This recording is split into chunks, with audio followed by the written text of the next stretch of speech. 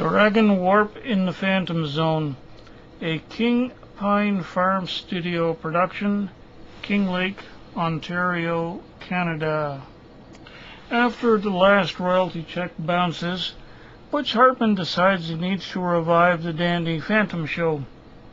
It had been cancelled 3 years earlier when the star actor Danny Fenton had quit and the rest of the actors had joined him. So Butch Hartman decides he needs to find new actors and a new leading man for this new show. He goes to the Fenton portal still functioning on the abandoned stage set where the older series had once played.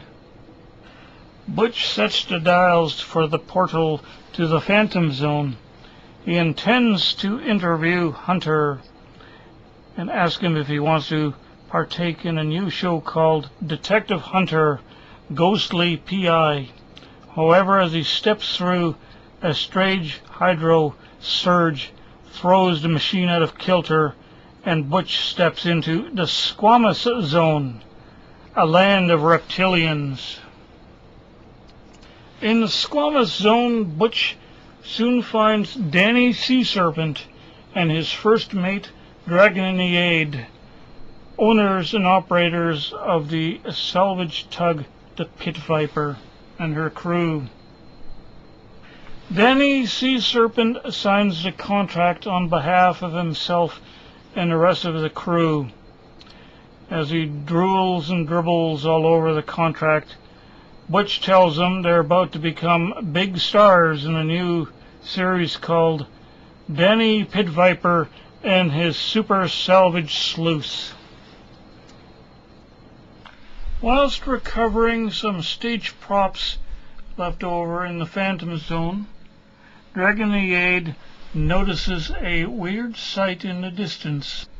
It's an apparently derelict starliner, a dragon mental-powered starship right out of the Squamous Zone, and it's sinking in the ectoplasmic mud of the Phantom Zone.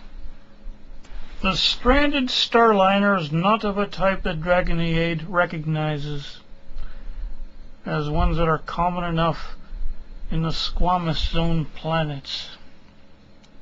Inside the lead tower's pilot house, he sees the passengers and crew of the ship frozen in time at the effects of being in the Phantom Zone.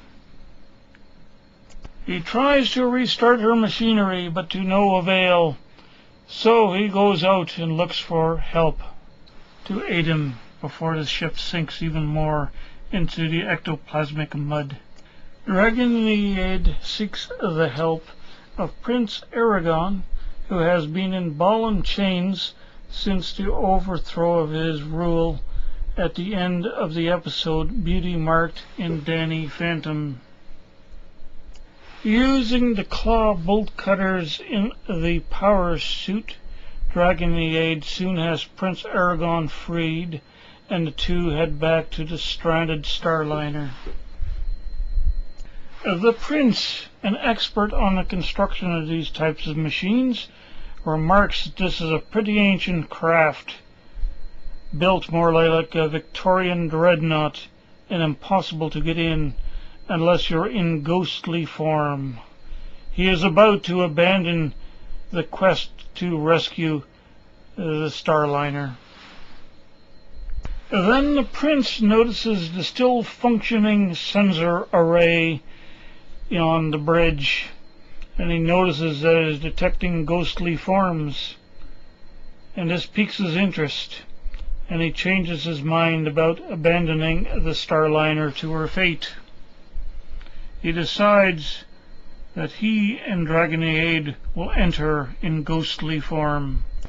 Prince Aragon takes the cursed necklace of Aragon, which he filched from his sister Dorothea before he was sent into imprisoned exile, and puts it around Dragonwarp's neck, and Dragonwarp grows much bigger and transforms into a much flame-breathing reptilian dragon beast. Prince Aragon squeezes in first and immediately starts looking for any weapon systems the old ancient starliner might have. He is followed by Dragonwarp, who, not being used to his new form, does not notice the hyperspace drive lever beside the ancient, bearded, top-hatted figure, and as his tail flicks about, it knocks the lever into the on position, and ancient, stilled machinery starts to warm up. Telling Dragonwarp not to touch anything, Prince Aragon begins trying to repair the delicate bridge machinery that will lift the craft out of the muck. The prince untangles the dragon's pendulum from the control triangle it was stuck in, and slowly the craft begins to rise out of the ectoplasmic mud. Whilst Prince Aragon stares intently at the sensor board to make sure that the ancient starliner doesn't tear herself apart as she comes out of the grasp of the greedy ectoplasmic mud. Finally, the starliner is free after at least a century trapped in the ghost zone. It's around this time that Dragonwarp notices the activated hyperspace drive lever that he had knocked off into the on position with his tail, and at the same time the clacking of the cantilevers swing out the rotor vanes, and the ship begins to move forward slowly but quickly, gathering up speed. The floor begins to thrum and vibrate as the steering wheel spins. The starliner skids across the phantom zone as Prince Aragon and Dragonwarp try to bring her back under control. Prince Aragon looks through the window in dismay as the kingdom he was hoping to reclaim recedes far, far behind the fast-speeding starliner. A new danger rapidly approaches as the hurling ship heads towards the edge of the phantom universe. If they go to either side of those two pillars of rock, they'll be dashed and wrecked like all the other starships that have come to grief on the shores of the edge.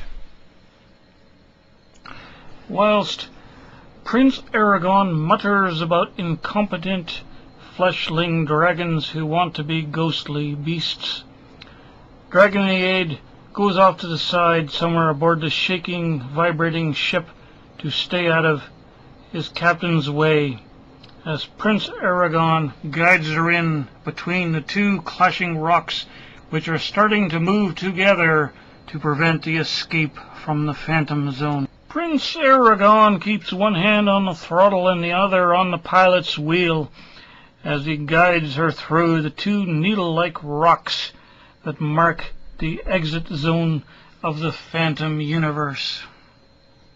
Back in the corporeal realm, more specifically Niagara Falls, the Maid of the Mist passengers notice that the ground is starting to shake and the water is starting to steam, and they hear a whump, whump, whump sound coming from behind the falls.